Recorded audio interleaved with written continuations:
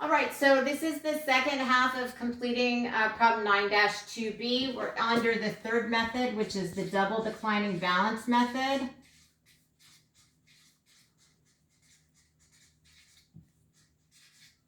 Balance method or DDB. Quicker for me to do.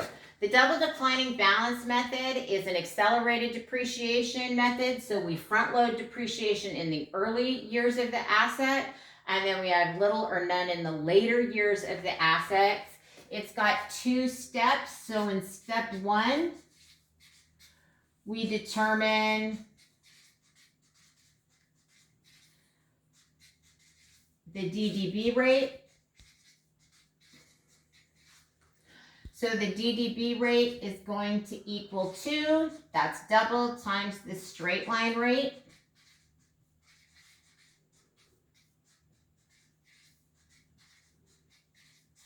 Okay, so, 2 times the straight line rate. So the straight line rate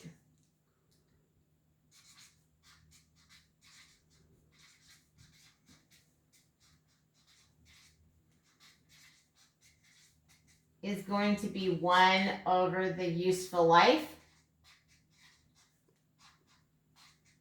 Make sure you can see that. So we determine the double declining balance rate. It's 2 times the straight line rate. The straight line rate equals 1 over the useful life of the asset. So let me pull this out, okay? So for our situation, we've got 2 times 1 over 4, right? Because we've got 4 years under the straight line rate. So that's going to give us 2/4 or 50%.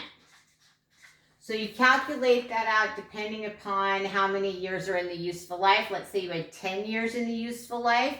In that case, it would be 1 over 10 or 10%. We double that to 20%. So then in step 2, we determine yearly depreciation expense, and that's going to equal the double declining balance rate times the book value of the asset. And remember that book value equals cost minus accumulated depreciation. So in year 1, you're always going to have just the cost amount because you won't have taken any depreciation. I'm going to put up here as we work through this problem a T account for accumulated depreciation.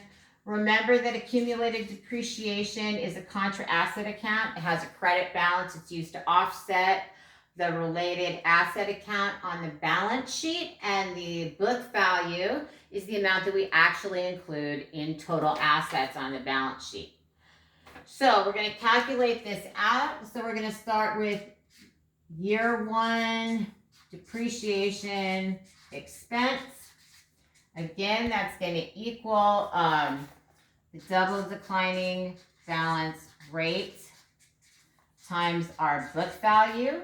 So in this situation, we've got a cost of $320,000. We're going to multiply that by 50%. So that's going to give us depreciation expense for the year of $160,000. So our journal entry in year 1 is a debit to depreciation expense for $160,000 and a credit to accumulated depreciation for $160,000.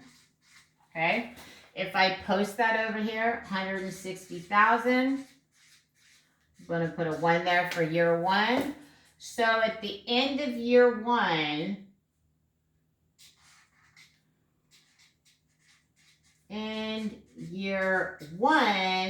book value equals $160,000, which was the cost, $320,000 minus my $160,000 of accumulated depreciation. Okay, So it's the $160,000 book value that I'm going to use when we go to year 2. Year 2, depreciation expense is going to be calculated by taking the book value of $160,000, multiplying it times 50%, which is going to be $80,000. Journal entry is a debit to our depreciation expense for $80,000 and a credit to our accumulated depreciation for $80,000. I'm going to post that over here onto the contra account. So I posted that. So now I have a balance at the end of year 2 of $240,000. That's my balance. So then I can calculate out my book value end of, whoops, what's that? End of year 2 is going to equal $320,000 minus $240,000. So it's going to be $80,000, which again was the $320,000 minus the $240,000 balance in accumulated depreciation. So now we're going to move on to year 3. And in year 3, our depreciation expense is going to be our new book value of $80,000. We're going to multiply that times 50%. So that's going to be $40,000. We're going to debit depreciation expense for $40,000. And we're going to credit accumulated depreciation for $40,000. I'm going to put that up here, $40,000. And now I'm going to have a new balance at the end of year 3 of $280,000. So my book value end of year 3 is going to be $40,000, which is the $320,000 minus $280,000.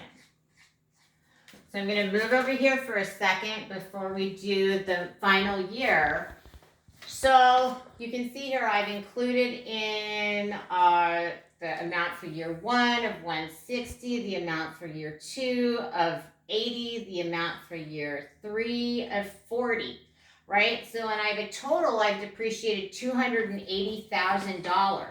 So what I have to do here is I have to come in here and look, right? My depreciable cost can't exceed $5,000. So if I were to take the new book value of $40,000 and multiply it by 50%, that would be 20%. So I can't do that. So here it's just a plug figure. So in year 4,